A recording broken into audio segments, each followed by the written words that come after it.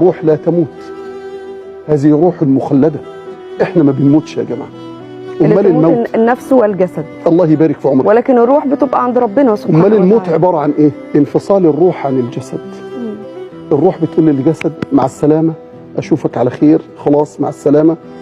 الجسد يرجع لأمه تاني الأرض، والروح تنتقل إلى دار البرزخ، تقعد في دار البرزخ ترانزيت مدة زمنية لحد ما يأتي دار القرار عشان تدخل الجنة في خلق جديد وشكل جديد. احنا ما بنموتش.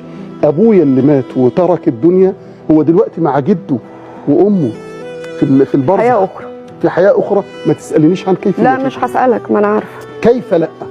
إنما عايشين عايشين، بيحسوا بينا بيحسوا بينا، بيتكلموا وبيسألوا علينا في الدنيا بالظبط. الله ينور وعن عليك. أحوالنا. إنما الكيفية لا يعلمها إلا الله عز وجل. لكن عندي معلومة إن هو عايش، روحه ما ماتتش. كل نفس